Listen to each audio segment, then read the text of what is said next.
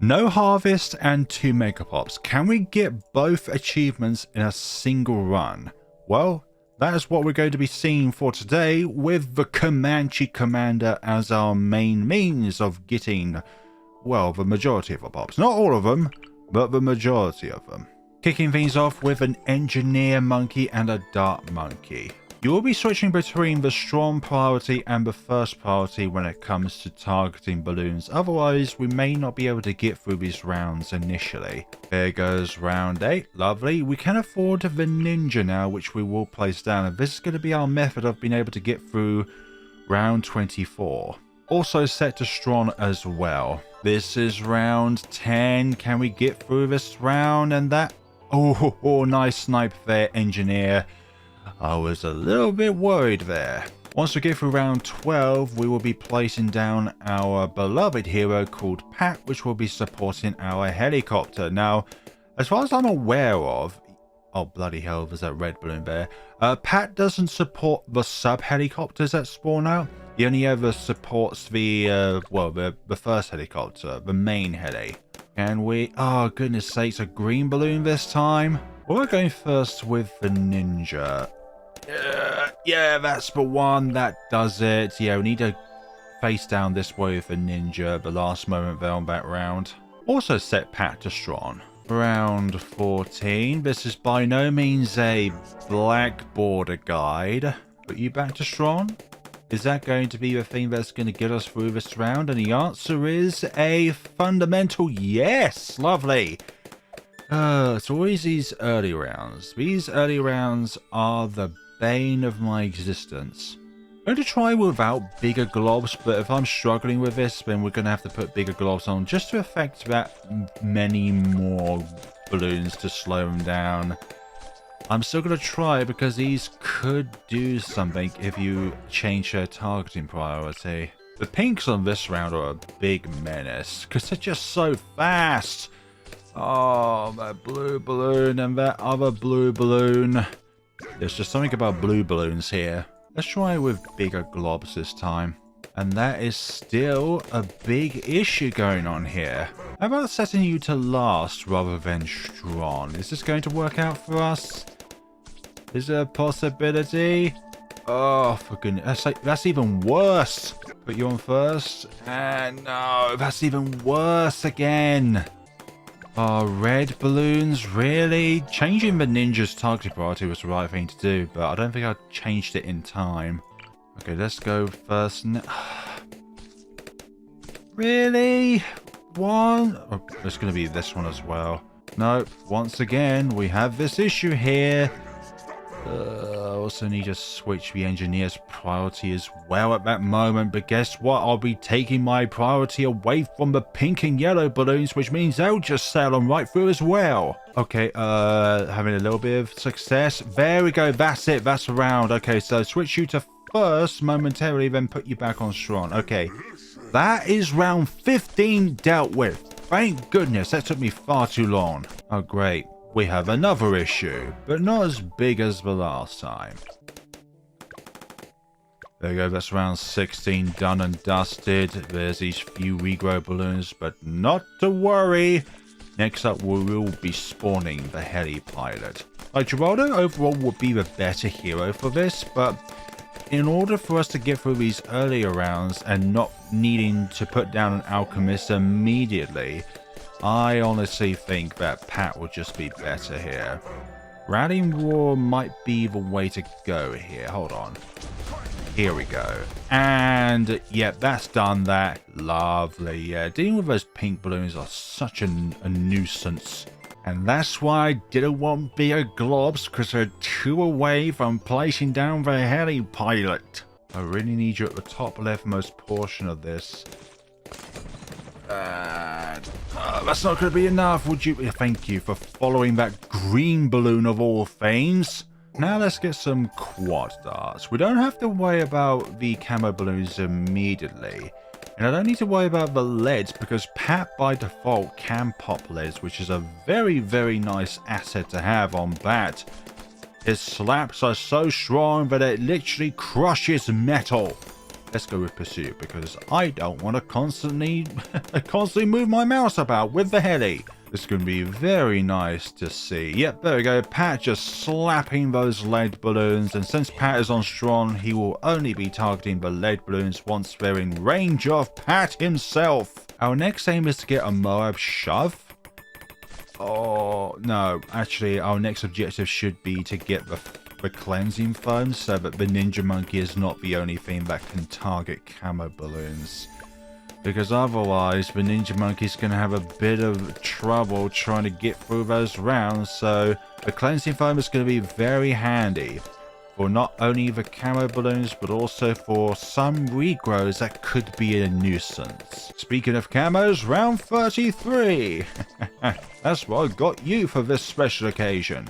But also you're the lead up to overclock anyway, so 2 birds with 1 little pebble. I know that's not how the saying goes, but people keep saying that saying, so I decided to twist it a little bit. It's time for some Moab shove, and occasionally the Moab shove does chuck out missiles, so we will be able to deal with leads very momentarily sometimes. Like, we can't always rely on it. It's like only when it gets to Comanche defense when it's actually a bit of a powerhouse. But at the moment, it really struggles at the moment against a lot of balloons. We need that additional means of firepower and the chance to call in mini Comanches. Ceramics, get through those, and round 39 commences. When are we gonna unleash the roar? We don't need the roar for round 40 since, well, Moab shove actually keeps the Moab class balloon back, especially if it's on its own. And yeah, get through that round. Lovely. Round 40, chuck it right back then and there. Yeah, we're not going to go with middle path just to amplify the power of the shove itself because well, I kind of want to have this thing a bit self-sufficient with the pursuit option here. I don't get why people always just leave pursuit out. I know it's like an additional bit of cost, but it's like you don't have to worry about trying to follow the balloons every single moment just because of the fact that you decide to save 540 because you don't want the pursuit option. But I'm pretty sure in some scenarios that 540 can be the make or break scenario. But for me, it's like I just would rather just have that safety net of pursuit, to be honest. And get Comanche defense before they run off screen. Lovely! And because of that they were near the end of the track, there's 3 Comanches there. But that's like the previous round, sorry. So if you have 3 little Comanches with you at the beginning of the next round, then that feature will reset and you will get 3 Comanches back if they get far enough along the track again. Like the mini Comanches reset upon every round, even if it still has mini Comanches on board. So you don't have to worry about that aspect. Now that we have our, well, the majority of our setup in place, it's time for our village to make its, and no, I don't want to remove you, otherwise we can't do no harvest. Radar scanner so that we have innate camo section with our Comanche defense. Again, not going middle path. I'd rather have the safety net of pursuit, thank you very much, and the additional darts as well. Rather than having 2 little darts, we have 4 little darts. Round 49 is going very well. The ceramics, they still kind of made their way towards the middle here. And that's the thing that I don't want to happen. And that is balloons making it past this point to where these towers can then start popping. If I accidentally click on this while the round is about to end and I cannot rectify my small human-made issue, then that is going to be a huge wart, because then I'll have to restart the entire scenario. Our last tower is going to be the alchemist, but we need to place him as bottom right as we possibly can. Otherwise, it won't be able to benefit the helicopter whatsoever. Come on now. And because of that we don't have razor rotors, it means that that doesn't count as an attack. So let's see, would it be able to reach it from here? Yes, it can reach it from here. Excellent. I was worried about that because the amount of space that you have here is incredibly tiny in order to make this alchemist work from here.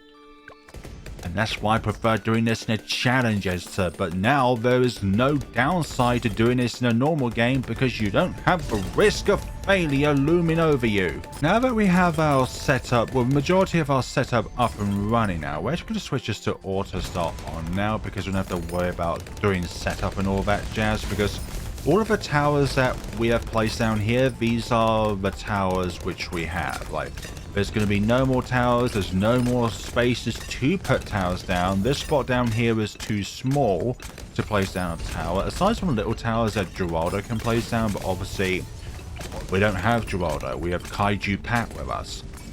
But there's something which I need to say out loud, and that is, just because another content creator has done a particular strategy or they used a particular tower near enough when I'm done it, it doesn't mean necessarily that I have quote-unquote copied that other content creator. Because there was one comment in my Super Brittle Team Megapops scenario where someone was like, look dude, it's blatantly obvious that you copied this YouTuber, like you used exactly the same towers that they did to do this scenario. You are just a blatant rip-off of that particular content creator. And I'm like, just because I used the similar towers that they did, it doesn't mean that A, I watched them and got that strategy, and B, they are the owner of that setup, the owner of that particular video playstyle, and, well, the only person that can cover that kind of content. And I think people get really fixated with a particular content creator that they love without realizing that, well, other people can do that as well. It's not just them that are entitled to only doing it, and that content creator isn't even like spouting out that they're the only ones that can do it or anything like that. But some fans are really fixated with the idea that a particular content creator is the only one that can do it and anybody else is a copycat or anything like that. So just to get that out there, like, some people who are watching this video and they've probably watched a similar video that the other content creators uploaded, I'm not saying them by name, but people know who I'm talking about. If they've watched their video, they've done a very impressive Comanche Commander 2 Megapops recently on muddy puddles as of the time of this recording. I'm just not going to just mention them out, otherwise I don't want to put, like, people probably think I'm just going to put shame on them. No, of course not whatsoever. Like, some people just come up with the wildest of ideas thinking, you're disliking that other content creator because of this thing or that thing. No. It's like, when it comes to fans and content creators, we are more similar than you think otherwise. Like, just because we cover this kind of content doesn't mean that we are isolated to just covering that content. We are people as well at the end of the day. And I think people need to realize that we as people have our own different strengths and weaknesses. Not just perfection this or perfection that. Expectations of a content creator sometimes is just too insidious to the point where people forget that we are people as well. Not just a factory of content creation and a bunch of TikTok or YouTube short related automaton relating content creations. I'm not saying that all of them are like that, but some people just milk YouTube shorts or milk TikToks for that quick cash grab. Our next move is to get the MIB and the call to arms. MIB because we're going to need it for the DDTs, and call to arms in order to increase our attack speed across every single heading. Oh no. I should have gone Command G. I've just screwed myself. I think I bought all of this throughout round 74. Oh, you've got to be kidding me. I'm not going to be able to do this. Possibly, but Comanche defense in the 80s is not very good whatsoever. And this right now is just a proof in the pudding. Like, this is not free play ceramics. Like, we should be able to get Comanche Commander at that point, but we didn't because I thought in my head, but I've already got it! Yeah, I've shot myself in the foot here, honestly. Like, this is just gonna be hell. I didn't mean to get that. I didn't mean to get this. I thought in my head, I've already got this. That's why I just brought these, because I thought in my head, I've already got the Comanche Commander, but I've only got this little one here. Like, it's just a step up buff going from Comanche Defense to Comanche Commander, and I don't feel I can actually get to a point where I can afford this. Like, things are looking okay now, but when the ceramics are just instantaneously ramped up in those later stages. Okay, the end of round 79, we're going to really need both the rallying roar and the call to arms. Because again, I shot myself in the foot here, but I'm still going to try and get this. But if we're going to get to a round where I think Comanche Defense is going to be impossible to deal with these rounds, then yeah. I guess we'll be restarting this scenario. There goes round 80. That's the ceramics on round 81 onwards. That's the thing. Like, people don't realize what happens to ceramics after round 80. They just are instantly jacked up. It's like normal ceramics, but on steroids. They hit the gym for like 6 months in the span of a round. And this, like, this is how far they're getting. Look how far they're getting. And that's because of the super ceramic aspect. And also the fact all the while these balloons are here, these 3 towers are getting more pops. Oh yeah, and also the alchemist as well. So yeah, 5k left to save up. Can we do this? Please let my mistake just be a temporary little mistake. We've got 4,000 left we need. I don't know why I thought in my head we just need 2,000. Yeah, the ceramics on these rounds. Now we've got this to deal with. Round 83. Come on now, please. Why is this helicopter so trash against ceramics? Oh, we've got... Okay, we're there now. We're there now. I'm shocked. I didn't expect myself to do this. I'm only blaming myself because I jumped the gun with this upgrade, but... in some cases, this is not a bad decision, but in others it is, because these few towers have got more pops now. Sorry for the little rant there. We are now there. It just takes a little bit of Vaseline and a bit of self-doubt as well. Our next objective now is to get the homeland defense. Like, getting MIB early on wasn't the bad thing. It was getting call to arms early on before getting Comanche Commander. That was the bad thing, and that's what cost us a few thousand pops here and there. Because I think I could have done this with even more pops, but it's just my stupidity. Oh, DDTs. This is why you need MIB, to circumvent that explosive weakness and sharp weakness. Round 91. Activate that call to arms. Soon it will be an almighty homeland defense for us to do even more damage, and it lasts even longer. Yes, we're getting homeland defense because we have no more space to put down other towers for support. We will get Relentless Blue and a Balloon Sabo, but getting that extra attack speed, yeah, that is far more important right now. Oh, come on, come on. Oh gosh, Pat can actually hit them because he's got camera detection. But we've got nowhere else to put this village. But I'm fine with that. Let's see, Rallying Roar, round 94. Yeah, if we can keep that bay over here, that's brilliant. Combining Rallying Roar and Call to Arms, that is a nice combat, although it's going to struggle against these ZMGs here. Let's see, come on. Yeah, let's activate both of those now. We really need to stall these for as much as we can.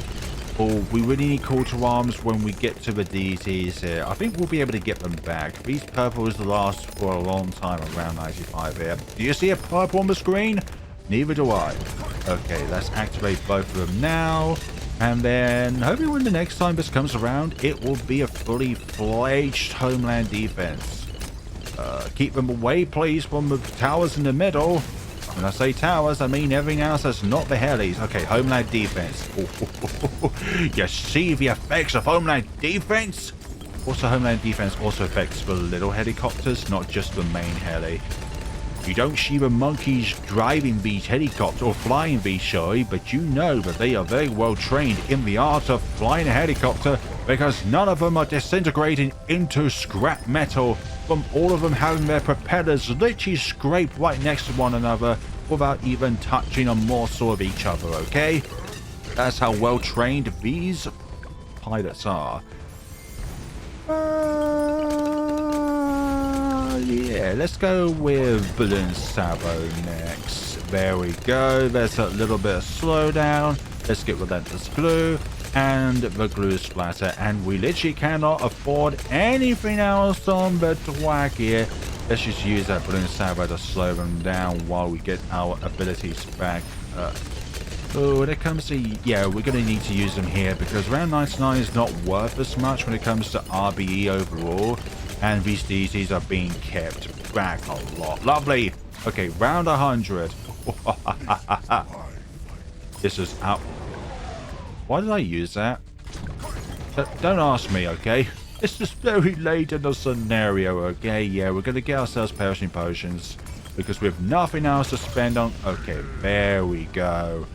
And that is game, set, and match. And there we go. An instant monkey to show that we are playing a legit game here, not a challenge editor.